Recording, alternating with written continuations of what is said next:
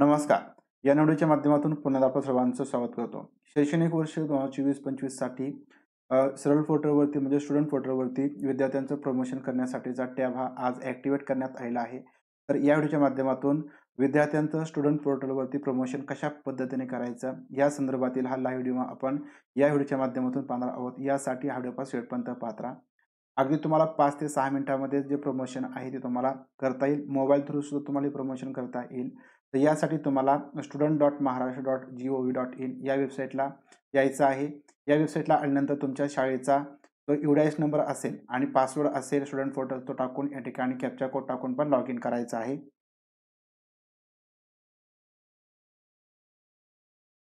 Log in झाल्यानंतर या ठिकाणी आपल्याला प्रमोशन करण्यासाठी पहा प्रमोशन हा टॅब दिसेल. स्टुडंट एंट्रीच्या समोर पहा प्रमोशन हा एक टॅब तुम्हाला दिसणार आहे.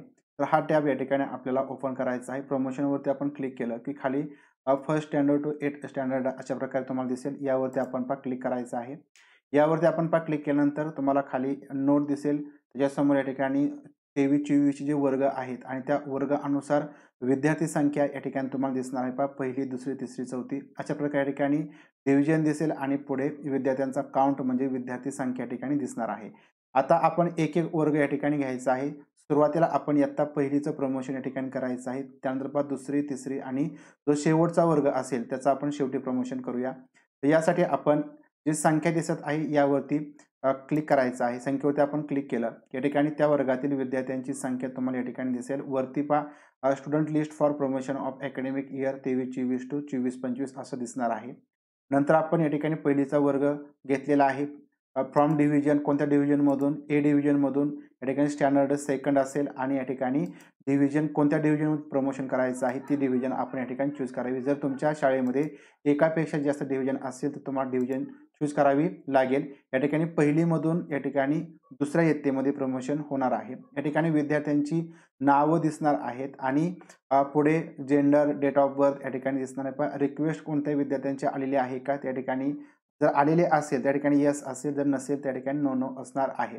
आता सगळी माहिती या ठिकाणी तुम्ही चेक करायची आहे आणि सर्वात महत्त्वाचं म्हणजे तो विद्यार्थी त्या वर्गामध्ये प्रगत आहे का? म्हणजे समजा हा इयत्ता पहिलीचा वर्ग आहे तर तो विद्यार्थी प्रगत आहे का? तर हे आपल्याला चूज करावं लागेल. प्रगत असेल त्या ठिकाणी प्रगतच ठेवायचं. जर समजा एखादा विद्यार्थी अप्रगत असेल तर आपण या ठिकाणी अप्रगत हा ऑप्शन चूज करायचा आहे. तर सगळे विद्यार्थी प्रगत असतील त्या ठिकाणी काही चेंज करण्याची आवश्यकता नाही. त्यानंतर खाली यायचं आहे. आपले विद्यार्थी किती आहेत या वर्गामध्ये एकदा चेक करायचं आणि हा वर्ग प्रमोट करण्यासाठी म्हणजे आपण प्रमोट या टॅबवरती क्लिक करायचं आहे. म्हणजे सगळे विद्यार्थी आपण इयत्ता पहिलीमधून दुसरीमध्ये प्रमोट करतोय. तर प्रमोट यावरती आपण क्लिक केलं. या ठिकाणी तुम्हाला येस यावरती क्लिक करायचं आहे. ओके केलं की प्रमोशन कंप्लीटेड सक्सेसफुली अशा प्रकारचा मेसेज दिसेल आणि या ठिकाणी जो वर्ग आहे पहिलीचा वर्ग या ठिकाणी गेला आणि या ठिकाणी तुम्हाला 24-25 मध्ये तो वर्ग आलेला दिसेल. म्हणजे 23-24 मधून आपण इयत्ता पहिलीचं प्रमोशन हे 24-25 मध्ये केलं. जेवढे विद्यार्थी आहेत ते विद्यार्थी दुसऱ्या इयत्तेमध्ये आले. आता दुसरा वर्ग आपण या ठिकाणी घ्यायचा आहे. जो आपला राहिला असेल त्याच पद्धतीने जर तुमच्या शाळेमध्ये एकापेक्षा जास्त डिव्हिजन असतील तर ते आपण या ठिकाणी चूज करायचे आहेत आणि सगळे विद्यार्थी या ठिकाणी बघायचे नाव वगैरे प्रगत, अप्रगत आणि त्यानंतर आपण या ठिकाणी प्रमोट यावरती क्लिक करायचं. या ठिकाणी प्रमोट झाले. या ठिकाणी तो वर्ग 23-24 मध्ये निघून पुढच्या ह्याच्यामध्ये शिफ्ट झाला 24-25 मध्ये गेला आहे. तर अशा पद्धतीने तुमच्या शाळेमध्ये जेवढे वर्ग असतील, जेवढ्या तुकड्या असतील त्या प्रत्येक वर्गाचं या ठिकाणी तुम्हाला तुकडे वाईज प्रमोशन करावं लागेल. तर अशा पद्धतीने 23-24 मधून 24-25 मध्ये तुम्हाला तुमच्या शाळेतील प्रत्येक वर्गाचं, प्रत्येक तुकडीचं प्रमोशन करायचं आहे. या वर्षीचं हे स्टुडंट पोर्टलमधील प्रमोशनचं काम पूर्ण झालं की त्यानंतर लवकरच इयत्ता पहिलीचे विद्यार्थी हे स्टुडंट पोर्टलला अपलोड करण्यासाठीचा टॅब ॲक्टिव्हेट होईल. त्यावेळेस तुम्ही इयत्ता पहिलीचे विद्यार्थी या ठिकाणी जोडू शकता. आता आपल्या शाळेमधील जो काय शेवटचा वर्ग असेल, समजा आता या शाळेमध्ये शेवटचा वर्ग हा 4थीचा आहे, तर 5वीचा वर्ग या शाळेमध्ये नसल्यामुळे हा शेवटचा वर्ग किंवा या शेवटच्या वर्गातील विद्यार्थी हे ड्रॉप बॉक्समध्ये जाणार आहेत. म्हणजेच हे विद्यार्थी आपल्या शाळेतून दुसरीकडे जातील, दुसऱ्या शाळेमध्ये जातील त्यावेळेस ती शाळा त्या ड्रॉप बॉक्समधून विद्यार्थ्यांना रिक्वेस्ट पाठवेल.